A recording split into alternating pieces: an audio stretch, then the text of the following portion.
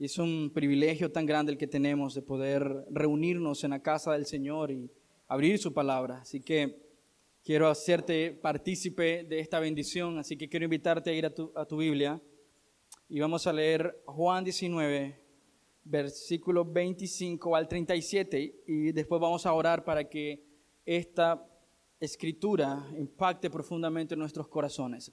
Todos de nosotros lo necesitamos hoy, ¿ok?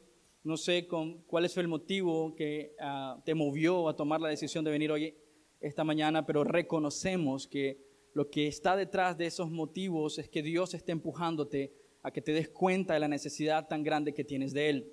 Segundo, es que Dios quiere capturar tu corazón por completo. Así que no pienses que no necesitas este tiempo. A través de la palabra vamos a darnos cuenta, a percibirnos de cuánta necesidad tenemos hoy del Señor. Leamos la palabra de Dios honrando al Padre, al Hijo y al Espíritu Santo. Juan, capítulo 19, versículo 25 en adelante. Estaban de pie junto a la cruz la madre de Jesús, la hermana de su madre, María, la esposa de Cleofas, y María Magdalena. Cuando Jesús vio a su madre al lado del discípulo que él amaba, le dijo: apreciada mujer, ahí tienes a tu hijo. Y al discípulo le dijo: ahí tienes a tu madre. Y a partir de entonces ese discípulo la llevó a vivir a su casa. Jesús sabía que su misión ya había terminado. Y para cumplir las escrituras dijo: tengo sed. Había allí una vasija de vino agrio, así que mojaron una esponja en el vino y le pusieron en una rama de hisopo y la acercaron a los labios de Jesús. Después de probar el vino, Jesús dijo: todo ha terminado. Entonces inclinó la cabeza y entregó su espíritu. Era el día de preparación y los líderes judíos no querían que los cuerpos permanecieran ahí colgados el día siguiente, que era el día de descanso, y uno muy especial porque era la Pascua. Entonces le pidieron a Pilato que mandaran a quebrarle las piernas a los crucificados para apresurarles la muerte. Así podrían bajar los cuerpos. Entonces los soldados fueron y les quebraron las piernas a los dos hombres crucificados con Jesús. Cuando llegaron a Jesús, vieron que ya estaba muerto, así que no le quebraron las piernas. Sin embargo, uno de los soldados le atravesó el costado con una lanza y de inmediato salió sangre y agua. La información anterior proviene de un testigo ocular que presenta un relato fiel. Él dice la verdad para que ustedes también crean.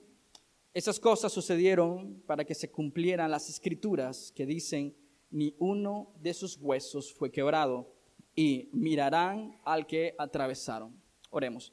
Señor, agradecemos el privilegio, la oportunidad y la responsabilidad que tú pones delante de nosotros, Señor.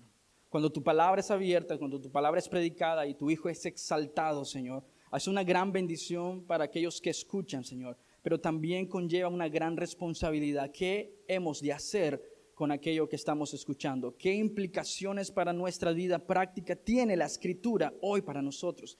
No se trata de eventos históricos que simplemente maravillan nuestra mente. No se tratan de datos, Señor, geográficos, Señor, que impresionan la mente del hombre, sino, Señor, de la transformación a través de tu evangelio. ¿Qué es lo que el Espíritu Santo está produciendo hoy a través de tu palabra, Señor? Y Dios, no queremos ser lentos para escuchar. Queremos ser rápidos para escuchar, pero también rápidos para actuar según tus conceptos, preceptos y dictámenes para nosotros como tus hijos, Señor. Oro, Señor, para que tu palabra penetre lo más profundo del corazón del hombre y de mujeres que están aquí presentes hoy, Señor, y que produzca arrepentimiento, Señor, gozo y alegría de servir a un Dios vivo como el que servimos. Señor, usa este tiempo para la gloria de tu nombre, y en tu nombre oramos, Señor. Amén y amén. Desde el momento en que Lutero entendió que la justicia de Dios era un regalo de Dios, completamente inmerecido, cuando leía Romanos 1:17, que la justificación era un acto de fe, que Dios justificaba a aquellos por fe, por la fe son justos, son llamados justos, lo consideró Lutero como la verdad más importante de todo el mundo. ¿Se recuerdan? Hablábamos de Lutero la semana pasada cuando clavó sus 95 tesis en la puerta de la iglesia de Wittenberg, Alemania. La justificación es el corazón de la reforma. Es una cuestión fundamental. La base doctrinal de esta revolución que transformó no solo la teología de ese momento, sino la sociedad, radica ahí, en lo que Jesús está enseñándonos en Juan 19:30, cuando Él dice, consumado es, todo ha terminado. Entonces, lo que nosotros entendemos que nutrió el corazón en la teología y transformó el corazón de Lutero para la gloria de Dios, se encuentra aquí en Juan 19:30. O sea, no tendríamos ninguna convicción para poder decir sola Escritura si no pudiéramos descansar en la obra de Cristo cuando Él dice todo ha sido terminado. No podríamos decir que es solo por gracia, no podríamos decir que es solo por fe, no podríamos decir que es para Dios la gloria, si no descansa esta teología sobre este gran fundamento que es la obra, la vida, la muerte y la resurrección de Jesucristo de los muertos. De hecho, ustedes saben, lo he mencionado en otras ocasiones, la palabra evangélico provenía en el tiempo de la Reforma de dos pilares fundamentales, sola Escritura y sola fide. Entonces, cuando decían los creyentes de este tiempo que eran cristianos, se apegaban firmemente al concepto de que solo la Escritura es lo que Dios nos ha dado para encontrar y determinar lo que Él quiere para nuestras vidas. Y también juntamente con esto, paralelo a esto, era sola fide, solamente por la fe. En resumen, era la justificación que encontramos nosotros los pecadores con el Señor por medio de los méritos de Cristo en la cruz del Calvario. Un pastor, refiriéndose a Juan 19:30, dijo una vez que este es un océano de significados en una gota de lenguaje. Es tan profundo, es tan amplio, que para nosotros es determinante ver lo que Dios quiere enseñarnos hoy a través de su palabra. ¿Qué es lo que Cristo logró en la cruz del Calvario? ¿Por qué hizo algo así? ¿Cómo debería de cambiar nuestra rutina, nuestra vida, nuestro diario vivir? ¿Cómo debería ser transformados a la luz de que Cristo gritó victoriosamente, todo ha terminado? Este no es un grito desesperado, este no es un grito melancólico, este no es un grito de derrota. Jesús está gritando consciente de lo que está logrando en la cruz del Calvario para aquellos que crean en Él. Esto no es la miseria de un hombre crucificado, esta es la gloria de un rey, rescatando y redimiendo a aquellos que no podían salvarse. Así que antes de leer algunos textos, Juan nos relata de esto y dice que el testigo es un testigo ocular y que él es fiel a la verdad. Y nos está diciendo que la muerte y la crucifixión de Cristo y este relato es para que nosotros, ¿qué? Creamos.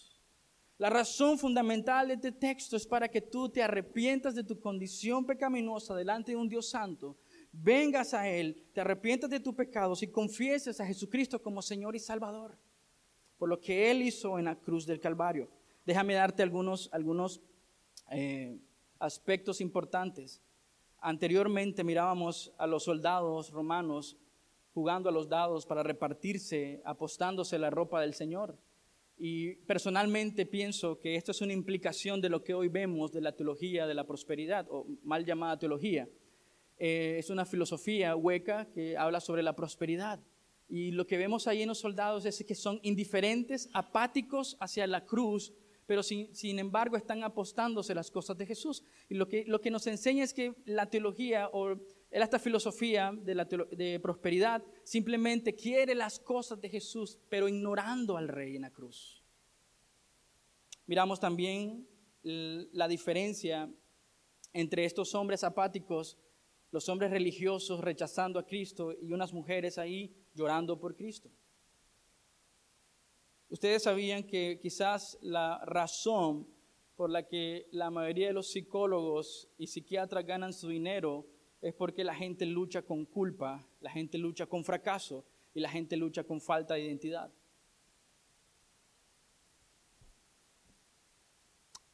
Y miramos eso aquí de una manera muy clara. ¿Dónde están los discípulos? Solo está el discípulo amado, refiriéndose a Juan. Pero ¿dónde está el resto de discípulos? ¿Están luchando quizás con culpa? ¿Están quizás luchando con fracaso? Quizás están luchando con una falta de identidad en ese momento de haber fallado a su Señor. Ahora, haciéndolo personal para ti, ¿con qué estás luchando hoy tú? ¿Culpa? ¿Fracaso? falta de identidad en alguna área de tu vida, en tu matrimonio, como esposo, como papá, como creyente, como trabajador, como ciudadano, ¿en qué estás luchando hoy? ¿Cuáles son esas cargas que tienes hoy? Quizás yo no las puedo ver, pero las estás llevando en tu corazón. ¿Qué estás cargando hoy? Y la importancia de entender lo que Jesús hizo en la cruz del Calvario es para darnos libertad, es para darnos gozo y alegría.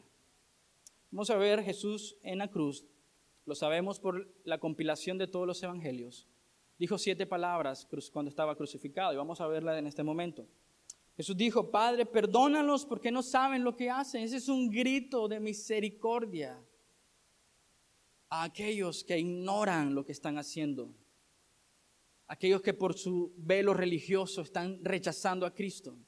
Aquellos por su apatía hacia Cristo, como los soldados romanos, están rechazando a Cristo y Cristo implora por ellos. Él no está diciendo que el Señor los salve. Él está diciendo: Señor, perdónalos por medios de los méritos de la cruz. Es un ruego de misericordia al Padre por aquellos perdidos. Recuerdan, Jesús vino a salvar a esos perdidos. Él lloró a las puertas de Jerusalén y dijo: cómo quisiera, oh Jerusalén, que vinieras a mí. Quisiera arrollarte como la gallina arrolla sus polluelos.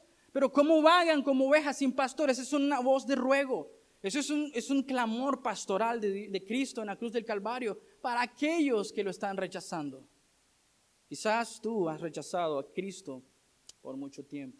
Y hoy el Señor te dice, por medio de la Escritura: Padre, perdónalos.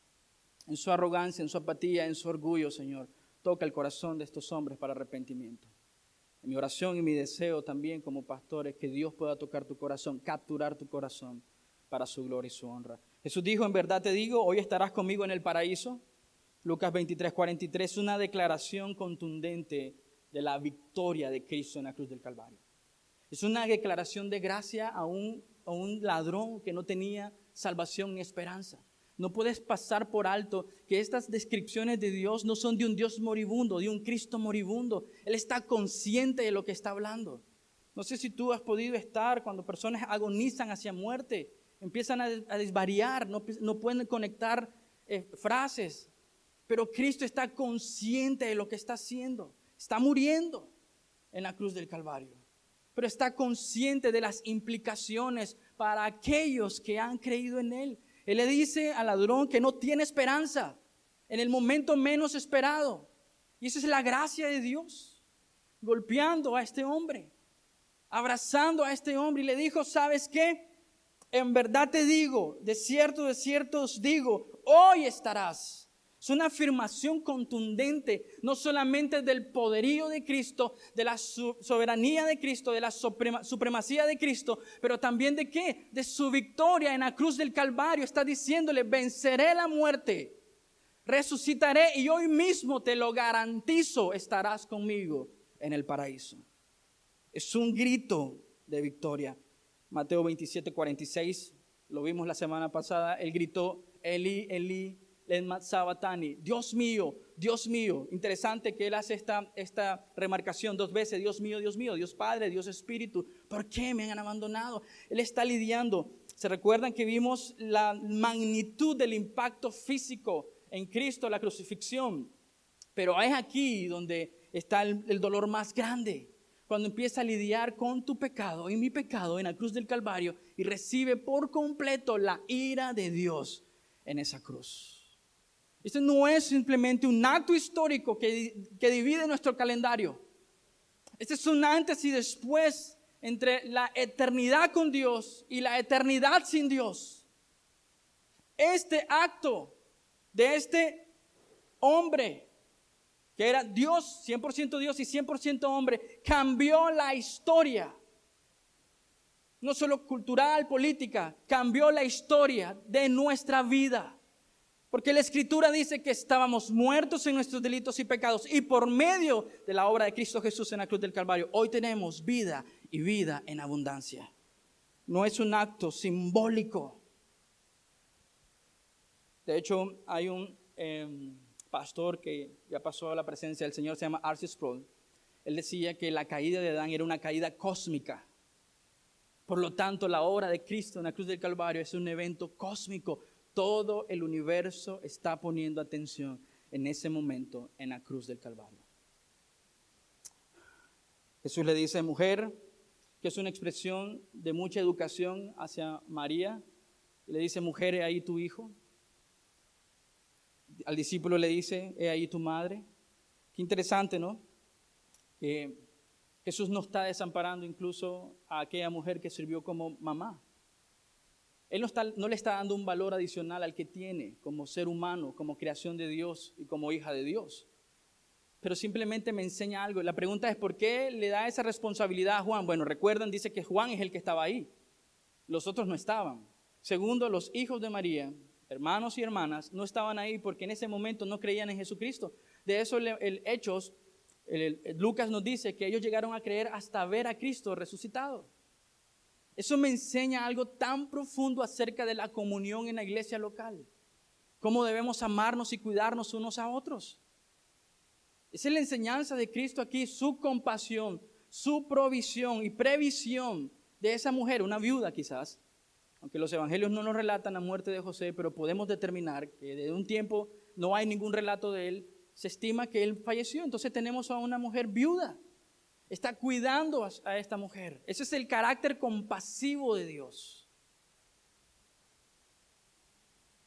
Jesús dijo, tengo sed. Lo leímos en las Escrituras y él dice que él lo hizo conscientemente.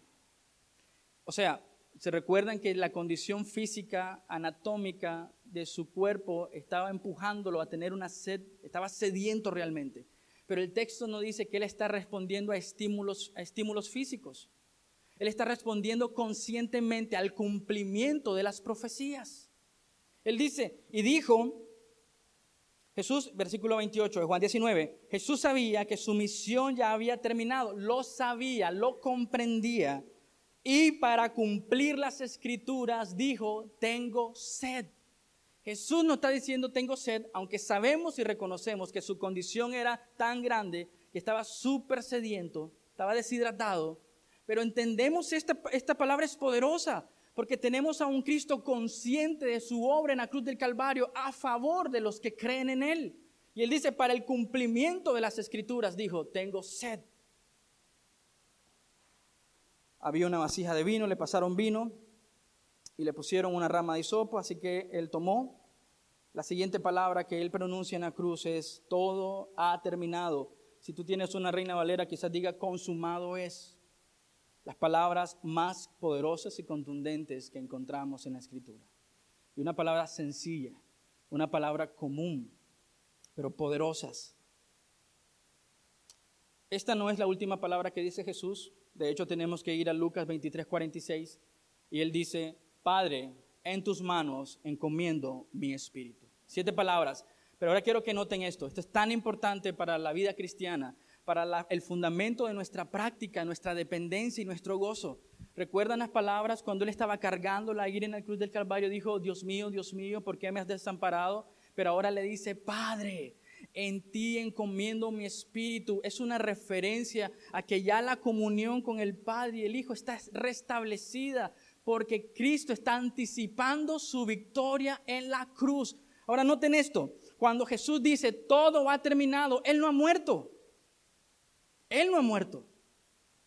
La evidencia, como dice 1 Corintios 15, que podemos regocijarnos en el Evangelio es porque Cristo resucitó entre los muertos.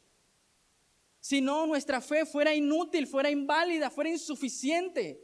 Pero Cristo está diciéndonos que tan efectiva fue su vida, su obra y su victoria en la cruz, que Él anticipa para nosotros de que Él resucitará de entre los muertos. No solo lo dijo aquí, mira lo que dice en Juan 17, versículo 4. Juan 17, versículo 4. ¿Recuerdas? Esta es la oración de Jesús. Y Él dice, yo te di la gloria aquí en la tierra al terminar la obra. Jesús está concluyendo anticipadamente para nosotros que su obra en la cruz iba a ser suficiente para nuestra salvación, para nuestra redención. Ahora entiendes por qué es tan absurdo vivir por obras para Dios, tratar de comprar el favor de Dios por medio de nuestra actitud, de nuestra moral, de nuestra virtud. ¿Sabes lo que hacemos cuando tratamos de ganar el favor de Dios por medio de nuestros actos morales? Estamos diciéndole a Dios, no me interesa tu gloria, tu santidad, ni tu justicia, porque yo puedo vivir bien con mis obras. Estamos rechazando la cruz de Cristo y estamos rechazando el sacrificio perfecto de Jesús en la cruz del Calvario. ¿Sabes lo que le dices a Dios en su cara cuando rechazas a vivir en humildad y quebrantamiento ante Él? De que no necesitas la cruz. ¿Sabes qué tan herético es decirle al Señor que se pierde la salvación? Le estás diciendo a Dios, el soberano, el supremo, el santo, el magnánimo, el justo, que el sacrificio que Él ha provisto para la redención del hombre no fue suficiente. Eso tiene implicaciones profundas en la vida de un creyente. No entender las palabras victoriosas de Cristo en la cruz del Calvario, de decir todo ha terminado, va a afectar tu pensamiento, tu cosmovisión, tu vida, todo. Entiéndelo, va a afectar toda tu vida. ¿Recuerda lo que dije? La mayoría de los psicólogos y psiquiatras atienden personas con culpa, falta de identidad, fracaso y falta de perdón. Esos son los casos mayoritarios. Y Cristo en la cruz nos dice que si tú has nacido de nuevo, todo ha terminado, está terminado. Finito, no hay nada más que hacer. Permítame por un momento ser un poco técnico. La palabra tetelestai es un indicativo perfecto en voz pasiva. Yo sé que estas cosas pues las podemos pasar por alto, pero es muy importante para las implicaciones en el Evangelio. Es un indicativo perfecto con voz pasiva. ¿Qué significa eso? Eso es lo que sí quiero que pongas atención. Significa que necesitamos entender que la obra de Cristo en la cruz del Calvario es una obra perfecta. Su sacrificio, su muerte y resurrección era algo completo. El tiempo perfecto de esta palabra significa o indica que la obra de Cristo en la cruz del Calvario era un acto o una obra completa, perfecta, sin defecto y que tiene un efecto perdurable para siempre. En ambas direcciones, pasado, presente y futuro. ¿Estás entendiendo eso? O sea, la obra de Cristo en la cruz del Calvario indica que su obra está completa y que tiene un efecto duradero, perpetuo. La voz pasiva significa que alguien lo hizo por nosotros. No fuimos activos en esta actividad, fuimos pasivos en esta actividad. Nosotros recibimos por gracia de Dios. Somos receptores de la gracia divina de Dios en la cruz del Calvario. Si entendemos esto, debe afectar profundamente nuestra vida. Lo que amamos, lo que deseamos, lo que anhelamos más profundamente en nuestros corazones, debe afectar quiénes somos, lo que hacemos y para dónde vamos. Debe afectar nuestras familias, debe afectar a nuestros hijos, debe afectar tu trabajo. Que el Señor dijo, tetelestai, debe afectar toda tu vida práctica. No solamente tu mente, pero todo tu corazón. La palabra tetelestai viene de la raíz griega teleio, que significa completo, llevar a cabo, llevar a su término, llegar a algo a su fin. Lo que significa es que no hay nada más que agregar. Déjame darte algunos usos en el tiempo en que Jesús menciona esta palabra. No era una palabra especial, escondida, era una palabra común, pero que Cristo dio un significado trascendental. Pero es muy importante que entendamos lo que aquellos hombres escucharon al momento que Jesús mencionó esta palabra en la cruz. Primero, la palabra era usada por esclavos para dar a entender que habían cumplido la obra que su amo les había encomendado. ¿Sí? ¿Entiendes eso? Los esclavos usaban esta palabra para decir, amo, tetelestai, lo que tú me has ordenado. Se había acabado, la obra estaba completa. Lo mismo que Jesús dijo en Juan 17:4, yo he terminado la obra que me encomendaste. Número 2, los artistas, escultores usaban esta palabra para decir que la obra en la cual trabajaban era una obra completa y perfecta, que no había nada más que agregársele a esta obra.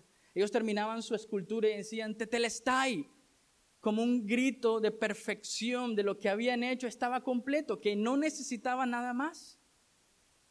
No solamente los artistas lo usaban, los sacerdotes usaban esta palabra cuando revisaban el cordero o el sacrificio y miraban que el sacrificio cumplía con los estándares de Dios, de que era un animal en perfección, sin defecto, por decirlo así. Ellos decían, he aquí, Señor, esta ofrenda, tetelestai, es completa, es perfecta para el sacrificio. No solamente lo usaban los sacerdotes, esclavos y artistas, lo usaban los comerciantes. Cuando había una deuda que había sido saldada, ellos usaban este término como algo legal, diciendo, la deuda ha sido cancelada, tetelestai, ya no debes nada.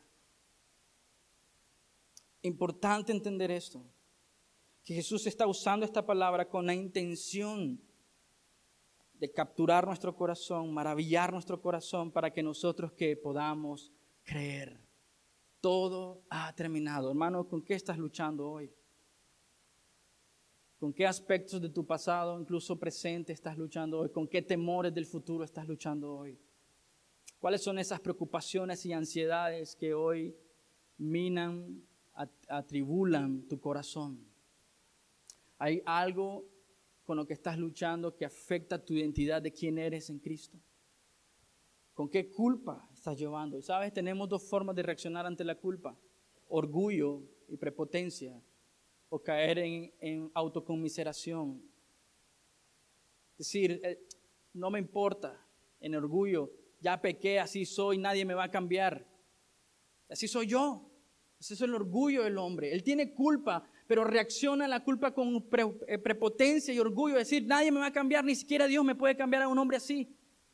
O caemos del otro extremo en autoconmiseración. Ay, Dios no va a perdonarme nunca lo que hice. Y Satanás está alegre con ese tipo de vida porque te dice, cierto, tú tienes valor en ti, tú puedes salvarte a ti mismo. Sigue adelante, hombre, en el orgullo, en la arrogancia y la prepotencia. No necesitas humillarte ante un Dios. Y le dice al otro hombre que está en autoconmiseración, tenés razón, Dios jamás va a perdonarte lo que hiciste.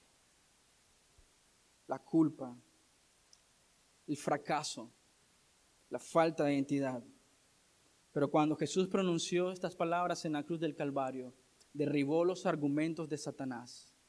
Cuando él dijo, todo ha terminado. Las cadenas de la opresión de Satanás cayeron en ese momento. ¿Por qué? Porque Cristo cumplió las demandas de Dios en la cruz. ¿Sabes qué? La cruz de Cristo debe recordarnos y ayudarnos a entender la severidad de nuestro pecado y condición pecaminosa. La cruz de Cristo debe ayudarnos a entender o debe recordarnos constantemente la condición tan deplorable que teníamos ante un Dios santo. La obra de Cristo nos ayuda a entender lo severo de nuestro pecado y nuestra condición. Esto en la teología de las doctrinas de la gracia se llama la depravidad total. No significa que todos los hombres lleguen a ser tan depravados como pueden ser. Eso significa que la condición del hombre, aún en su mayor y mejor moralidad, no es acepto ante los ojos de Dios, porque no viene por medio de los méritos de Cristo, sino que se presenta ante un Dios santo con sus propios méritos. Tú puedes ser el hombre más moral, más educado, más virtuoso, pero sin Cristo en medio de esa relación entre un Dios santo y un hombre moral, tú sigues siendo tan perverso como el hombre más depravado en este mundo. A eso significa la depravidad total. Estás cegado, muerto en tus delitos y pecados, lejos de Dios. Y eso es lo que la cruz nos muestra. El sacrificio de Cristo nos pone un espejo enfrente de nosotros y nos muestra a nosotros qué tan malvados y perversos somos. Si luchas con esto, tú no has entendido la obra de Cristo en la cruz del Calvario.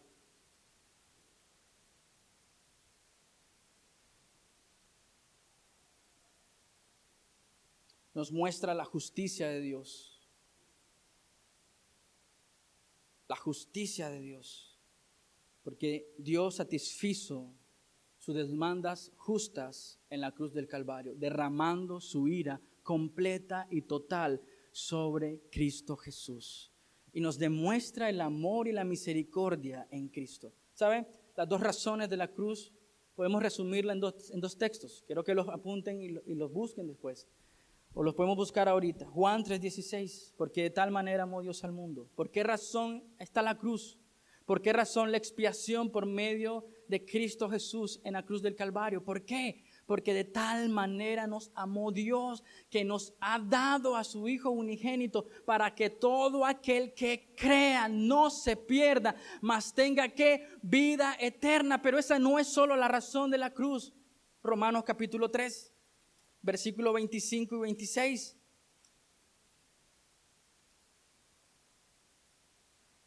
Romanos 3, 25 y 26. Pues Dios ofreció a Jesús como sacrificio por el pecado. Las personas son declaradas justas a los ojos de Dios cuando creen en Jesús.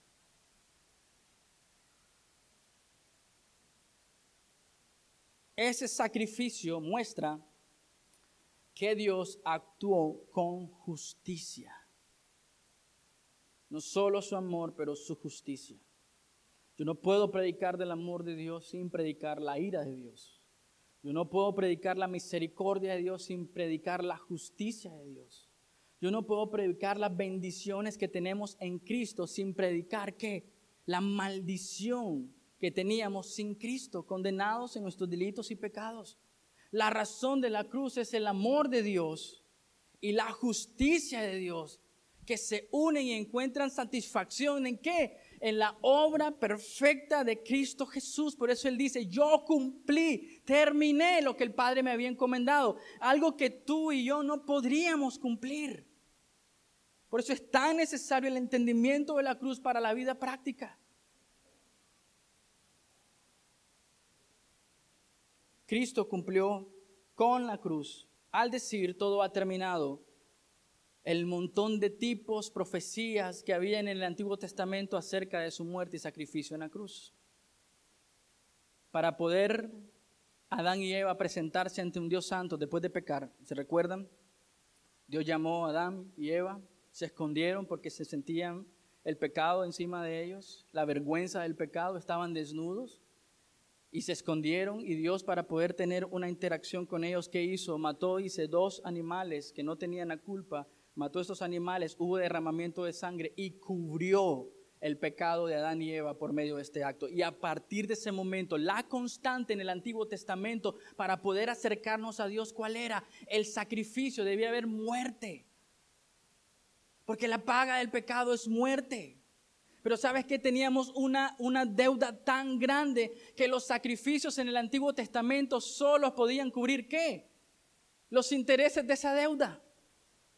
Nunca la deuda completa era cancelada. Era como que si tuviéramos una deuda con el banco y solo podemos pagar los intereses. Eso hacían los sacrificios. Entonces la constante en el Antiguo Testamento son que los sacrificios para poder acercarnos al Padre. Juntamente con eso, ¿qué? La simiente.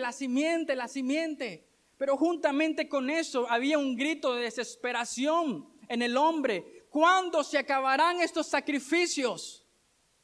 Y Cristo en la cruz del Calvario dijo, todo ha terminado. Y por esa razón los evangelios relatan que el velo que separaba al lugar santísimo fue rasgado desde arriba hacia abajo, dándonos que acceso al Padre por medio de la obra de Cristo Jesús. ¿Quieres leer algunos textos conmigo? Vayamos a Hebreos capítulo 9. Hebreos capítulo 9.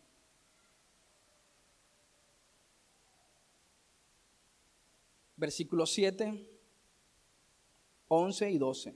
Hebreos 9, versículo 7, dice así. Pero solo el sumo sacerdote entraba en el lugar santísimo y lo hacía una vez al año y siempre ofrecía sangre por sus propios pecados. Este está hablando acerca del sacrificio que ofrecía el sumo sacerdote para expiar el pecado del pueblo, pero él tenía personalmente que presentar una ofrenda para expiar sus propios pecados. Versículo 11. Entonces Cristo ahora ha llegado a ser el sumo sacerdote por sobre todas las cosas buenas que han venido. Él entró en ese tabernáculo superior y más perfecto que está en el cielo, el cual no fue hecho por manos humanas, ni forma parte del mundo creado. Con su propia sangre, no con la sangre de cabras ni becerros, entró en el lugar santísimo una sola vez y para siempre, y aseguró nuestra redención eterna. Esa es la obra de Cristo Jesús en la cruz del Calvario. Ahora entiendes por qué es tan incongruente con la teología decir que podemos ser salvos por obras. ¿Cómo es tan incongruente decir que el creyente puede perder esa salvación tan grande? Eso no significa que puedes vivir como tú quieres. Eso no significa que vives por gracia y puedes pecar las veces que tú quieras. No, porque Pablo en el capítulo 6 de Romanos dice que viviremos para el pecado de ninguna manera, porque aquellos que hemos muerto, que hemos vivido en Cristo, hemos muerto al pecado. Hay una transformación en el corazón del creyente que ha creído en los efectos de lo que Cristo dijo en la cruz del Calvario. Todo ha terminado. Mira qué impactante el hecho de que el velo se rasgó en dos. ¿Puedes buscar conmigo Hechos capítulo 6? Hechos capítulo 6, versículo 7. Así que el mensaje de Dios siguió extendiéndose. El número de creyentes aumentó en gran manera en Jerusalén. Esto es impactante, pero lo que quiero recalcar es lo que sigue. Muchos sacerdotes no tenían el privilegio que tenía el sumo sacerdote de llegar hasta el lugar santísimo. De hecho, él no podía entrar hasta el lugar más santo, porque había un velo que lo separaba. Y el hecho que dice aquí que muchos de los sacerdotes judíos también se convirtieron, es que vieron el velo rasgado en dos, enseñándoles y mostrándoles la obra de Cristo. Para redimir, para redención, para aceptación, para llegar al Padre. Cristo estaba cumpliendo eso. Cristo estaba cumpliendo todas las profecías del Antiguo Testamento. Cristo estaba cumpliendo todo el simbolismo del tabernáculo, del templo. Jesús estaba ahí diciéndonos y diciéndoles a ellos y a nosotros que su obra en la cruz era suficiente para nosotros. Les pregunto, ¿la expiación era necesaria? ¿Era necesaria? La consecuente y absoluta necesidad de la expiación se debe a que, primero debemos reconocer que Dios no necesita salvar a nadie. Dios no necesita salvarte a ti y salvarme a mí. En ese sentido, la expiación no es necesaria. Porque Dios no necesita probarle a nada a nadie. Él es justo, santo, amoroso y misericordioso. Aún si decidiera condenar a todo el mundo por su pecado. ¿Entiendes eso? Dios es absolutamente santo. Que si la expiación es necesaria, si lo entendemos así, desde su absoluta decisión, no es necesaria.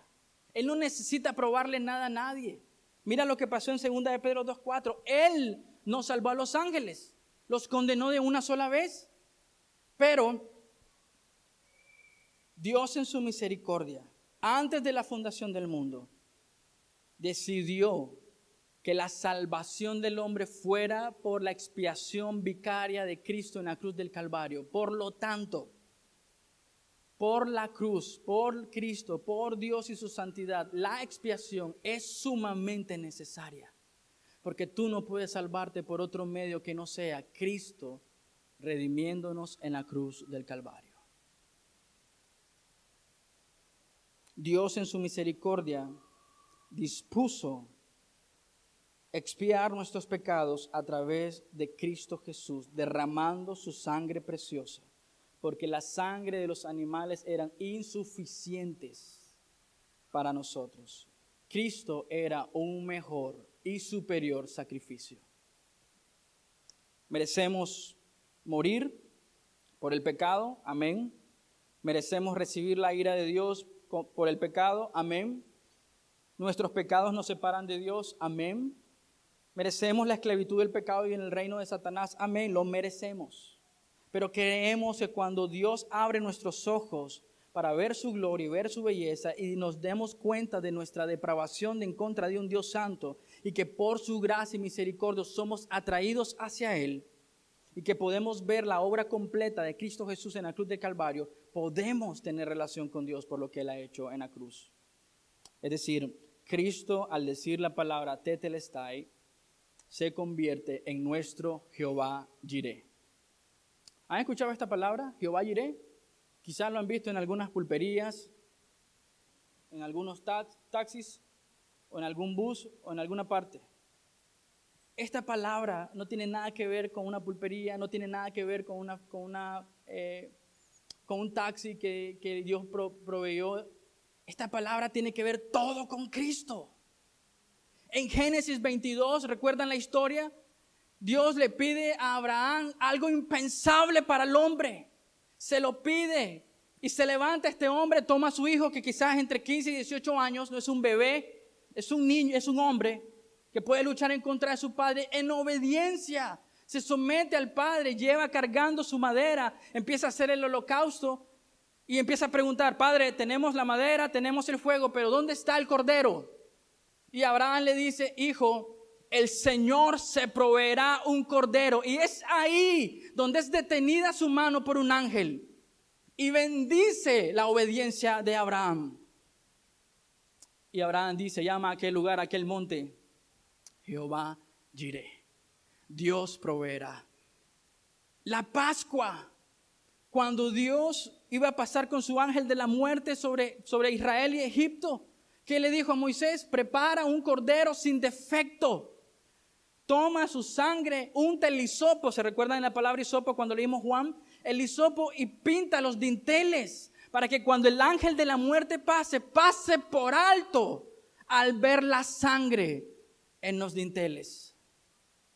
Cuando Juan el Bautista mira por primera vez a Jesucristo, le dice, he ahí el Cordero de Dios que quita el pecado del mundo. El apóstol Pablo en 1 Corintios le dice a Jesucristo, Él es nuestro Cordero Pascual. Por eso la referencia de Juan, que los religiosos estaban afanados por celebrar la Pascua, pero estaban perdiendo de vista al Cordero Pascual, que podía redimirlos, que podía acercarlos al Padre.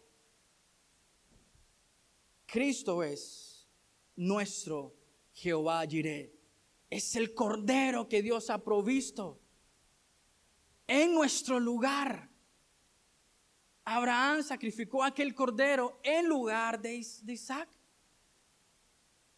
Y Cristo fue propicio a nosotros, tomando nuestro lugar en la cruz del Calvario. Y satisfizo completamente la ira de Dios en la cruz para que tú y yo pudiéramos, ¿qué? ¿Vivir como nosotros quisiéramos? ¿Andar como nosotros quisiéramos? No, vivir para su gloria. El hecho que no vivimos así es que no hemos entendido la condición tan perversa que tenemos, la necesidad de Cristo en la cruz, y no hemos entendido qué santo, cuán santo es nuestro Dios. La palabra de Dios nos describe qué es lo que Cristo logró en la cruz. Dice que fue nuestro sacrificio sustituto, en el que el Salvador llevó el pecado en lugar de los pecadores. ¿Me acompañas a 1 de Pedro? Capítulo 2, versículo 24. Nuestro sacrificio. 1 de Pedro, capítulo 2.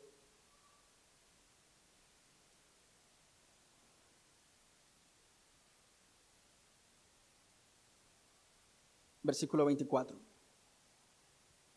Él mismo cargó nuestros pecados sobre su cuerpo en la cruz, para que nosotros, podamos estar muertos al pecado y que vivir para lo que es recto. La cruz tiene implicaciones grandes en tu vida práctica. Si tú te estás deleitando en el pecado, estás jugando con el pecado, negociando con el pecado, tú no has entendido la cruz. Tú no has entendido lo que Cristo hizo en la cruz. Cristo es nuestra propiciación. Eso significa que la ira de Dios contra el pecado se satisface plenamente, completamente, y la ira de Dios se agota en la persona de Cristo. Romanos 3:25. Acompáñame a Colosenses capítulo 1.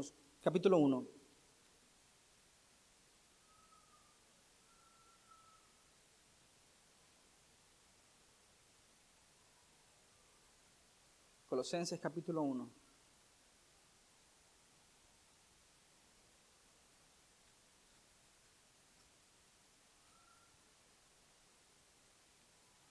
Versículos 20 y 21. Y por medio de él, dice, Dios reconcilió consigo todas las cosas, hizo la paz con todo lo que existe en el cielo y en la tierra, por medio de la sangre de Cristo en la cruz. Versículo 21. Eso los incluye a ustedes que estaban, dice, lejos de Dios. Eran enemigos de Dios y estaban separados de Dios. No sé, pero aquí el énfasis del apóstol Pablo es dejarnos claro qué largo estábamos de Dios. Usa tres maneras para decirnos que sin Cristo tú estás lejos de Dios. No importa las cosas buenas o morales que puedas hacer. Sin Cristo, intermediando esa relación entre Dios Padre y los hombres, tú estás lejos de Dios. Número 2, eres enemigo de Dios. Y número 3, estás separado de Dios. De Él por sus malos pensamientos y acciones. ¿Por qué? Por tus ¿qué? Malos pensamientos y tus ¿qué? Malas acciones. ¿Por qué le echamos la culpa a la gente?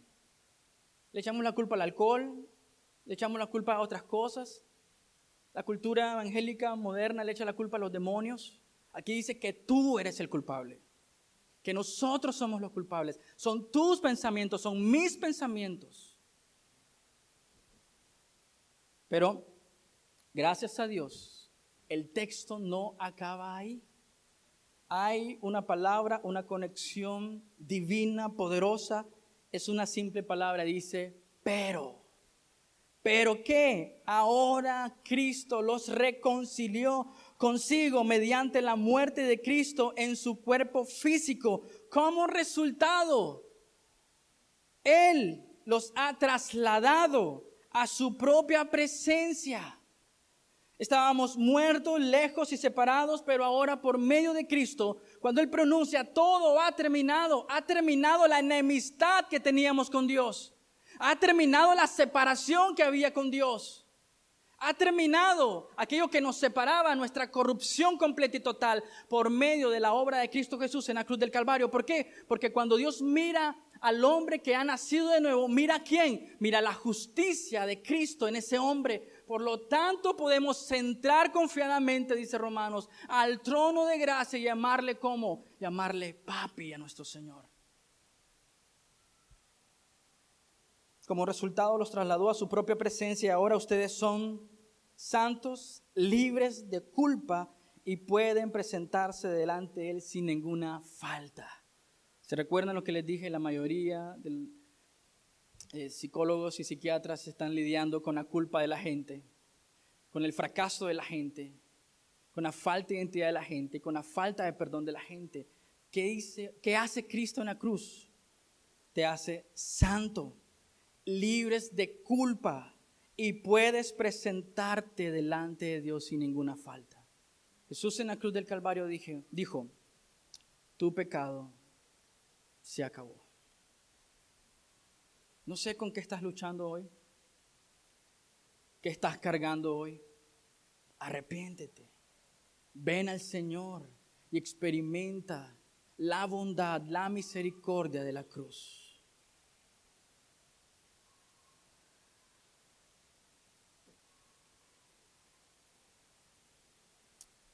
El sacrificio de Cristo Jesús, al ser nuestro Cordero Pascual, nos dio un sacrificio, una propiciación, nos reconcilió, nos redimió con el Padre y también conquistó la muerte y el pecado.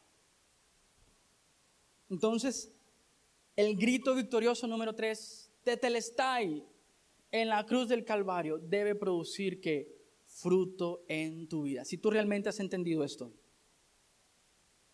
si hay un efecto duradero del Evangelio en tu vida, constantemente santificándote progresivamente, debe haber un cambio. Fuimos trasladados de la muerte a la vida, hay un cambio. Las cosas del mundo ya no son deleite para el hombre que ha sido comprado con la sangre de Cristo. Ahora se deleita en el Señor. El tetelestai debe producir un impacto en nuestra forma de vivir. Una vida de gratitud y gozo por lo que Cristo hizo en la cruz del Calvario. Debería ser una característica constante de nosotros, de que tenemos gozo en el Señor, esperanza viva en el Señor, alegría real en el Señor. Hay gratitud por lo que Dios ha hecho. Contrario a ¿qué? A la queja. ¿Cómo es tu vida? En la práctica, ¿estás quejándote? Quejándote de tus hijos, quejándote de la economía, quejándote de todo el mundo, quejándote de la iglesia.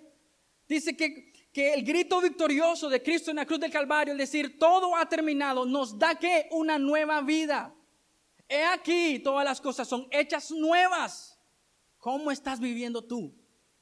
Hazlo práctico, ¿cómo estás viviendo? Si realmente dices ser cristiano, ¿cómo estás viviendo?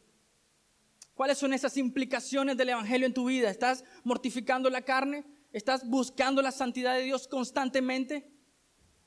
Una vida de gratitud, una vida de gozo, una vida santa, una vida piadosa, una vida para su gloria. ¿Para quién estás viviendo? ¿Cuáles son los anhelos, motivos y deseos en tu corazón hoy? ¿Cuántos de esos anhelos, motivos y deseos en tu corazón apuntan solamente a Cristo y su gloria? Una vida de libertad. No vivo por la culpa. ¿Cuánta gente empieza a ir a las iglesias simplemente porque tiene culpa? ¿Cuánta gente empieza a ir a las iglesias porque es culpable y se siente culpable y quiere pagar cosas para que Dios redima su culpa? Pero esa no es la manera. Dios ya nos dio el camino y es a través de Cristo Jesús.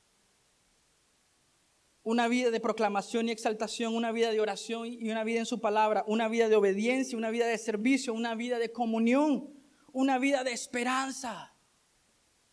¿Tú tienes esperanza hoy? ¿En qué? ¿Qué te mantiene despierto cada mañana? ¿Qué te despierta cada mañana? ¿Qué te da ánimo a tu corazón? ¿Cuál es el fundamento de tu esperanza? Espero y anhelo en mi corazón que entiendas que lo único que puede darte esperanza real es que Cristo dijo, todo ha terminado. Tú puedes venir a Él confiadamente y decirle, Señor, soy culpable de pornografía, soy culpable de aborto. Yo pequé en contra de ti en adulterio, yo pequé en contra de ti en fornicación.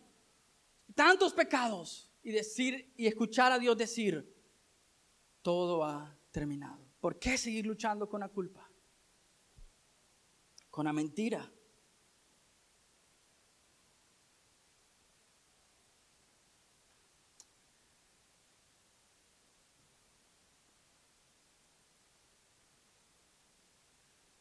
Quiero invitarlos a ir a 1 de Pedro 1, 18 y 19.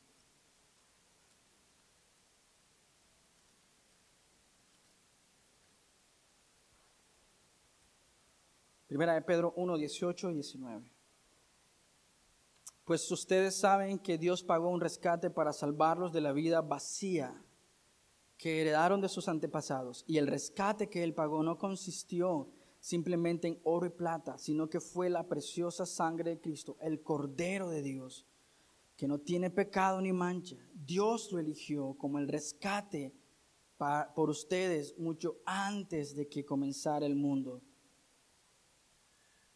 La solución de Dios es Cristo. Permítame ir a 1 de Tesalonicenses, si puede buscarlo en sus Biblias, 1 de Tesalonicenses.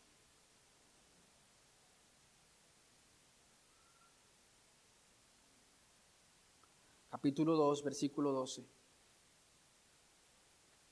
Con eso estoy terminando. La oración del apóstol Pablo, que él ha hecho mía para mi propia vida, y oro esto por ustedes. Escucha bien, 1 Tesalonicenses 2:24.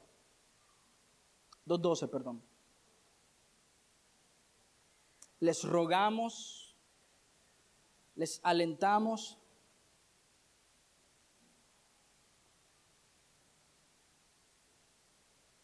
les insistimos que lleven una vida que Dios considere digna. Hermanos,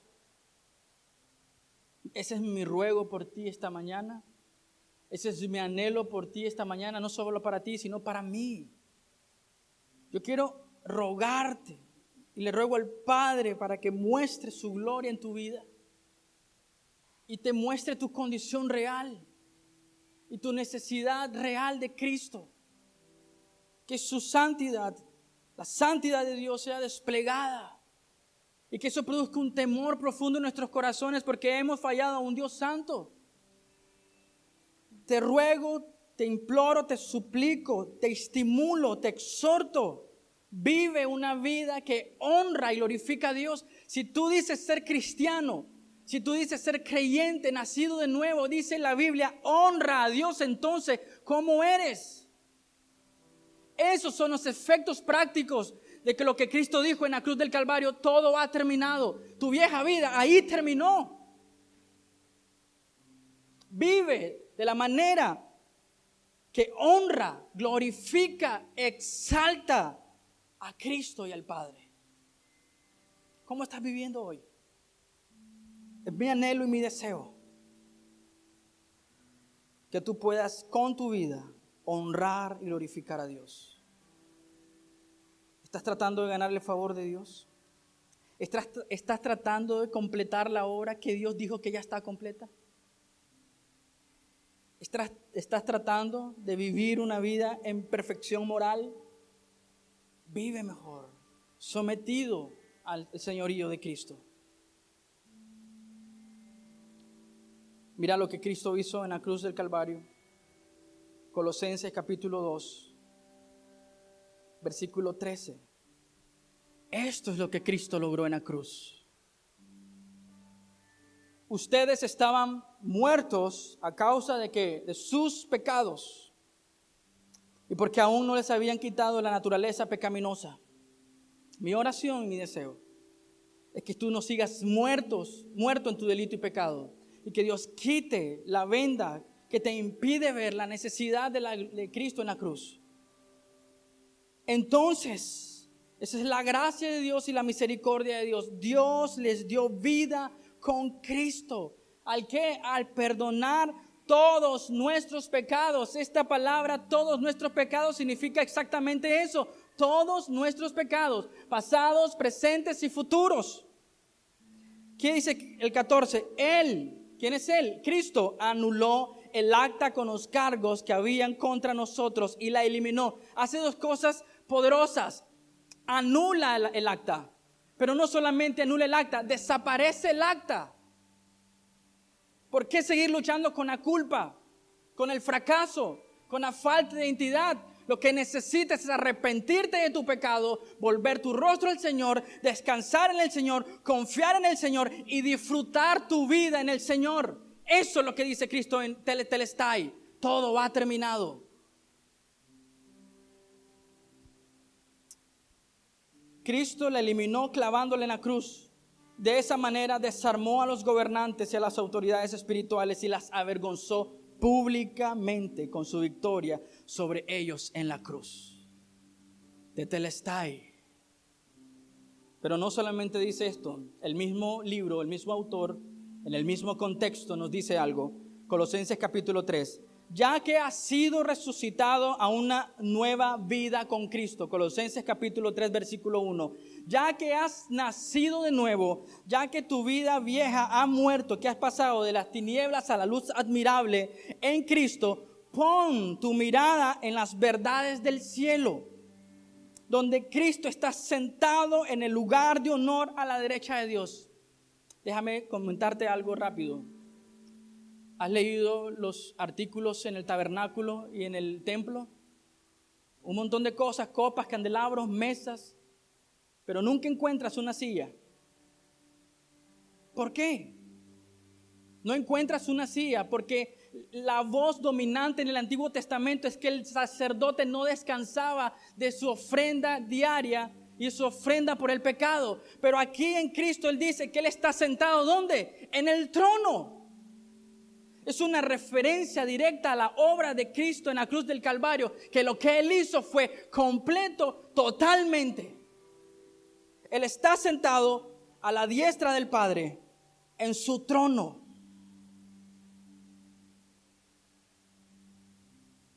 Pues ustedes han muerto a esta vida y su verdadera vida está escondida con Cristo en Dios. Ahí está tu identidad. ¿Quién eres? Tu vida está escondida con Cristo en Dios. Cuando Cristo, quien es la vida de ustedes, sea revelado a todo el mundo, ustedes participarán de su gloria. Versículo 5, así que hagan morir las cosas pecaminosas y terrenales en ustedes. Las implicaciones de la cruz significan que harás morir por la gloria de Dios, para la honra de Dios, para honrar a Dios con todo tu corazón. Harás morir las cosas terrenales que aún pringan tu vida, que aún manchan tu vida. Las harás morir. ¿Por qué? Porque has entendido la obra perfecta en la cruz del Calvario. Porque capturas aún con nuestra mente finita cuán grande, cuán profundo y cuán alto es su amor. Que nosotros siendo inmerecedores, Él vino a morir por nosotros en la cruz del Calvario y darnos redención y acercarnos al Padre. ¿Sabes lo que la palabra redención está proveyéndonos a nosotros? Un vistazo de Génesis capítulo 1, que a causa del pecado el hombre y Dios hubo una separación, un abismo. Y cuando dice que Cristo nos reconcilió, nos está regresando de nuevo ¿a dónde? Al lugar de Dios, bajo el gobierno de Dios, para la gloria de Dios. Una referencia a Génesis 1, una referencia a Apocalipsis capítulo 21. Cuando Él sea el Rey sobre todas las cosas. Si has entendido realmente esto, tetelestai, tu vida radicalmente tendrá un giro. Porque ahora ya no vives para ti, vives para su gloria y para su honra. Oremos. Señor, te agradecemos tan grande amor de un Dios justo,